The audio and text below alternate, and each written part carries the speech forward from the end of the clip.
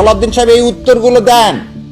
আপনি যে কথাটা বলতেছেন কনস্টিটিউশন ধারণ করতে হবে, কনস্টিটিউশন করতেছেন, তাহলে তো শহীদ রাষ্ট্রপতি কি হয়ে যায়, ইউজারপ্রার হয়ে যায়। এইগুলো কিছুই বললেন না। ঠিক আছে, এবার আসেন আপনার কথাতে আসি। কে পড়াবে আপনি বলছেন, এটা লেখা নাই। চলেন, এটা কি আদেশ, জুলাইয়ের আদেশ। এই জুলাই আদেশ কবে পাস হলো? 3রা নভেম্বর 2025। 3রা নভেম্বর 2025। আপনি বাংলাদেশ জাতীয়তাবাদী দল যদি ভাবেন যে এই জুলাই সনদ আদেশটা কি হয়নি, আইনত হয়নি, আপনি এতদিন চ্যালেঞ্জ করলেন না কেন? কিভাবে শপথ পড়াবেন সে তো দাওয়া আছে রে ভাই। It is already part of this constitution. শোনেন আপনি কি বলতে চাচ্ছেন? সংবিধানের তৃতীয় তফসিলে ফরম হয়, কে শপথ পাঠ করাবেন সেটা নির্ধারিত হয়। এতগুলো হয়ের পরে তারপরে হলে হতে পারে। উনি এখানে চারটা কথা, একটা কথা বললেন সংবিধান সংস্কার পরিষদ যদি কনস্টিটিউশনে ধারণ হয়, যদি এই মর্মে কনস্টিটিউশন অ্যামেন্ডমেন্ট হয়, যদি শপথ এই কনস্টিটিউশন 3rd শিডিউলে ইনকর্পোরেট হয় এবং কে শপথ পড়াবে এটা নির্ধারিত হয়, তারপরে হইলে হতে পারে। হবে এই কথা উনি বলতেছেন না। সে যে কথাগুলো বললো এই কথাগুলোর বিন্দু মাত্র কোনো আইনগত বা কোনো রকমের কোনো ভিত্তি নেই। তিনি বললেন যে আজকে শপথ তিনি নিতে পারছেন না কেন? শপথ কনস্টিটিউশনের কি 3rd শিডিউলে নাই, শপথ কে পড়াবেন সেটা নির্দিষ্ট নাই। তারপরে কি বলতেছে, এটা কনস্টিটিউশনের মধ্যে তো নাই। কি পাকিস্তানের ইলেকশনে যারা পার্টিসিপেট করলেন তাদেরকে দিয়ে একটা কনস্টিটিউশন অ্যাসেম্বলি গঠন করলেন। তাহলে এই constitution assembly, provision constitution assembly গঠন হলো যাদেরকে দিয়ে, তাদেরকে বাংলাদেশের কনস্টিটিউশন তৈরি করার কোনো ম্যান্ডেট দেওয়া জীবনেও হয়নি। আচ্ছা, তারপরেও ঠিক আছে, যুদ্ধের পরে এটা করতেই পারে, কারণ সেই সময় আমাদের সবাই স্বায়ত্তশাসন চাওয়া হয়েছিল, করছেন, ভালো কথা। 16ই ডিসেম্বর থেকে এটা বাংলাদেশে কি হলো, ইফেক্ট হলো। এই কনস্টিটিউশন কি ইফেক্ট হলো, তাহলে মানুষের আপনি গণরায় নিলেন, কোনো রেফারেন্ডাম নিলেন যে আপনি যে কনস্টিটিউশন করতেছেন, সে কনস্টিটিউশন সৃষ্টি হলো কি সম্পূর্ণ ইলিগালি ভাবে, একটা আনলফুল অর্ডারের মাধ্যমে। এই কনস্টিটিউশন তৈরি করে দিল ইন্ডিয়া। 72-এর কনস্টিটিউশন আপসীর নেত্রী নিজেই বলছিলেন এই কনস্টিটিউশন ছুঁড়ে ফেলে দিতে হবে। কেন বলছিলেন? কারণ এই কনস্টিটিউশন থেকে স্বৈরাচারের জন্ম। আসেন এবারে 1975 সালে 15ই আগস্ট শেখ সাহেব সপরিবারে নিহত হলো। মোস্তাক সাহেব জোর করে ক্ষমতা নিলেন। মোস্তাক সাহেব কোন শিডিউলের আন্ডারে সেদিন শপথ করছিলেন? এই যে 3rd শিডিউলের কথা যে বলতেছেন, 3rd শিডিউল তো তখনও ছিল। মোস্তাক সাহেবকে কে পড়ালেন? মোস্তাক সাহেব তো একই ক্ষমতা নিলেন। আচ্ছা, মোস্তাক সাহেবের পরে কি হলো দেখেন, 6/11/1975 সালে ব্রিগেডিয়ার খালেদ মোশাররফ খন্দকার মোস্তাককে কি করলেন, সরায় দিলেন। দিয়ে কি করলেন, পার্লামেন্ট বাদ দিয়ে দিলেন, পার্লামেন্ট ভেঙে দিলেন। দিয়ে আবু সাদাত মোহাম্মদ সায়েম তাকে এন্ট্রিম গভর্নমেন্ট করলেন। বাংলাদেশের প্রথম এন্ট্রিম গভর্নমেন্ট হলো কবে? 6/11/1975। সে এন্ট্রিম গভর্নমেন্টের শপথ কোথায় এখানে আছে? এই 3rd শিডিউলে সায়েম সাহেব যে শপথটা নিলেন সেটা কোথায় আছে? আচ্ছা, গেল সায়েম সাহেবের শপথ নাই। আসেন, প্রেসিডেন্ট জিয়াউর রহমান, শহীদ রাষ্ট্রপতি জিয়াউর রহমান 21শে এপ্রিল 1977 সালে বাংলাদেশের রাষ্ট্রপতি হলেন। এই সংবিধানের কোথায় CMLA? সে ছিল CMLA, chief martial law administrator. কোন জায়গায় আছে এই সংবিধানের যে একজন চিফ মার্শাল ল অ্যাডমিনিস্ট্রেটর বাংলাদেশের রাষ্ট্রপতি হতে পারবে? কোন প্যারাগ্রাফে আছে যে তিনি এই শপথ নিতে পারবে? সালাউদ্দিন সাহেব এই উত্তরগুলো দেন। আপনি যে কথাটা বলতেছেন কনস্টিটিউশন ধারণ করতে হবে, কনস্টিটিউশন করতেছেন, তাহলে তো শহীদ রাষ্ট্রপতি কি হয়ে যায়, ইউজারপ্রার হয়ে যায়। শহীদ রাষ্ট্রপতি তাহলে অবৈধ দখলদার হয়ে যায়। আমরা বলছি কি, জাতির প্রয়োজনে শহীদ রাষ্ট্রপতি সেদিন ক্ষমতা নিয়েছে। জাতির প্রয়োজনে সেদিন শহীদ রাষ্ট্রপতি জিয়াউর রহমান এই দেশকে বাঁচানোর জন্য ক্ষমতা নিচ্ছে, সেটাকে মেনে নিচ্ছেন। জাতির প্রয়োজনে ডক্টর ইউনূস ক্ষমতা নিল, সেটাকেও মেনে নিচ্ছেন। হঠাৎ করে ভোটের পরে কেন আপনি এই ভোটের সময়, এই জুলাই সনদের ইমপ্লিমেন্টেশনের সময় হঠাৎ এত কোশ্চিন রেজ করলেন? একটা কিছু করতে গেলে তো একটা রেশনাল থাকতে হবে। আসেন, আপনি রেফারেন্ডামের কথা, প্রথম রেফারেন্ডাম হলো 30শে মে 1977, কে জিয়াউর রহমান সাহেবের ক্ষমতায় যাওয়া এবং তার কাজগুলোকে বৈধ হিসাবে হানা ভোট হলো। কনস্টিটিউশনে তখন রেফারেন্ডামের কোনো বিধানই নাই। আজকে যে আপনারা একজনকে উস্কায় দিয়ে রিট পিটিশন ফাইল করালেন যে এই হ্যাঁ ভোট না ভোট অবৈধ, এই রিট যদি চলে তাহলে আপনার কিন্তু ওই 77 সালের ফার্স্ট রেফারেন্ডাম অবৈধ ঘোষণা হবে, কারণ তখন কনস্টিটিউশন রেফারেন্ডামের কোনো বিধান ছিল না।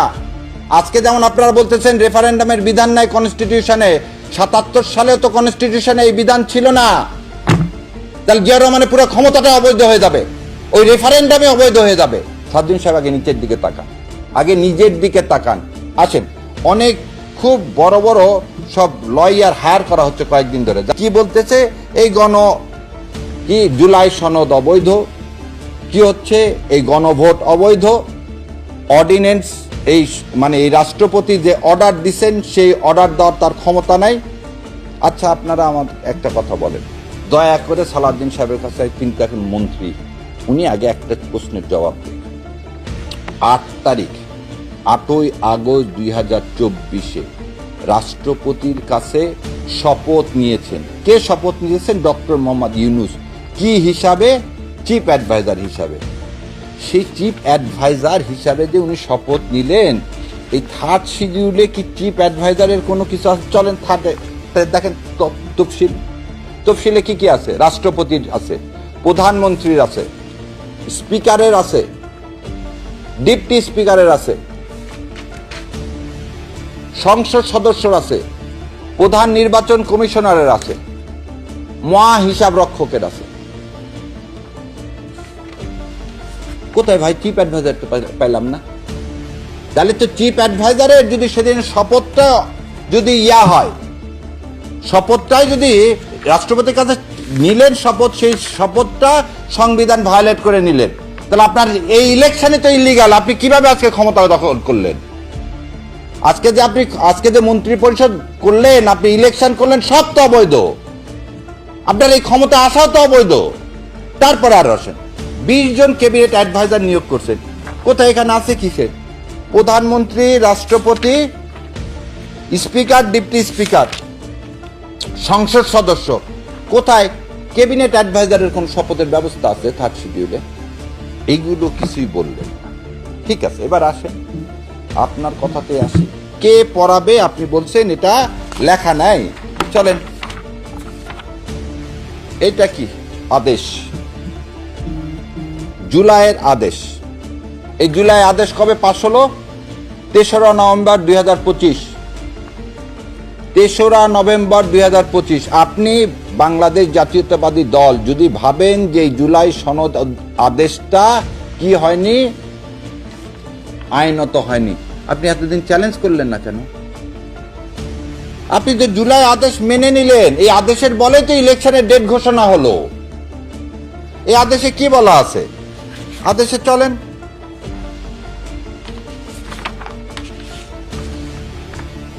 আদেশের 8 নম্বরে বলা আছে, দেখেন 8-এ, শপথ ও শপথকে পাঠ পরিচালনা করবে নির্বাচিত প্রতিনিধিগণ সংসদ সদস্য হিসাবে শপথ গ্রহণের পর একই শপথ অনুষ্ঠানে এই আদেশের তফসিল 1 অনুযায়ী পরিষদ সদস্য হিসাবে শপথ গ্রহণ করিবেন এবং অনুরূপ শপথপত্রে স্বাক্ষর দান করিবেন। আবার বলতেছি, নির্বাচিত প্রতিনিধিগণ সংসদ সদস্য হিসাবে শপথ গ্রহণের পর এই শপথ অনুষ্ঠানে এই আদেশের তফসিল 1 অনুযায়ী পরিষদ সদস্য হিসাবে শপথ গ্রহণ করিবেন এবং অনুরূপ শপথপত্রে স্বাক্ষর দান করিবেন। সংসদ নির্বাচনে নির্বাচিত সংসদ সদস্যের ক্ষেত্রে যিনি শপথ পাঠ করিবেন তিনি এই আদেশের তফসিল 1-এ বিধিত ফর্মে পরিষদের সদস্যদের শপথ পাঠ পরিচালনা করিবেন। তাহলে একই কথা বলল, যারা সংসদের যারা কি নিবেন, শপথ পাঠ যিনি করাবেন তিনি এই সংবিধান সংস্কার পরিষদের শপথ পাঠ করাবেন। আপনারা এটা নিয়ে তো একবার চ্যালেঞ্জ করলেন না, আপনারা তো জুলাই সনদে সাইন করলেন। এই আদেশ তো আপনাদেরই পরামর্শে আদেশ দেওয়া হলো। সেদিন অর্ডিন্যান্সের কথা, এটাকে বলা হয় কি? এইটা আজকে জুলাই সনদের যেটা হয়েছে এটাকে কি বলা হয়? এটাকে বলা হয় রেভলিউশনারি লেজিটিমেসি, রেভলিউশনারি লিগ্যালিটি। এইটা ডক্টর ইউনূস সাহেব যা যা করে গেছেন সেটা তো এর উপর ভিত্তি করে রে ভাই। একজন বলছেন যে অর্ডিন্যান্স করা যায়, অর্ডার দিলেন উনি কিসের ভিত্তিতে? অর্ডার তো দিলেন, এই যে এলএফও যেমন একটা অর্ডার, এলএফওতে কি লেখা আছে? Legal framework order, not an ordinance. তাহলে আপনার জুলাই সনদে তো একটা অর্ডার। 1970 সালের ভোট যদি হতে পারে যার উপর ভিত্তি করে কনস্টিটিউশনের সৃষ্টি, সেটা যদি আপনি মেনে নেন, তাহলে আজকে এটার উপর ভিত্তি করে আপনার মেনে নিতে সমস্যা কোথায়? সমস্যা অন্য জায়গায়। সমস্যাটা কি? নামটা দেখেন, সংবিধান সংস্কার পরিষদ, বলেনি সংবিধান অ্যামেন্ডমেন্ট পরিষদ। সংশোধন পরিষদ না, বলেনি সংস্কার পরিষদ বলছে, মানে নতুন কনস্টিটিউশন লিখতে হবে, যেটা হচ্ছে হাদিদের রক্তের। এই দেশে এখন এই রক্ত শুকায়নি, এই রক্তের মূল কথাটাই ছিল এটা। এবার আসেন, আপনি আজকে শপথ পড়লেন না, যে 4টা কারণ দেখায় কনস্টিটিউশনের কথা বলে, অ্যামেন্ডমেন্টের কথা বলে, শপথকে পড়াবেন তা না বলে, 3rd শিডিউলের কথা বলে, শপথ পড়ানোর তফসিল এক তো দেওয়াই আছে। কিভাবে শপথ পড়াবেন সেটা তো দেওয়া আছে রে ভাই। It is already part of this constitution. কেন আপনি তো ভোট করার কথা এই কনস্টিটিউশন অনুযায়ী 2029 সালে, আপনি 26 সালে ভোট করছেন, আপনি ইউনূস সরকারকে মেনে নিছেন, তার মানে এই জুলাই সনদকে মেনে নিছেন। আমরা কেন বারবার বলতেছি যে কনস্টিটিউশন 2/3 কাজ করতেছে না? একটা কনস্টিটিউশন এবং জুলাই সনদ পাশাপাশি রেখে আমাদেরকে পড়তে হবে। এই তো তফসিল দেওয়া আছে কিভাবে শপথ নিবেন। তাহলে এটা বলেন ইল্লিগাল, তাহলে ভোটের আগে বললেন না কেন? তাহলে তো আপনার ভোট বন্ধ হয়ে যায়।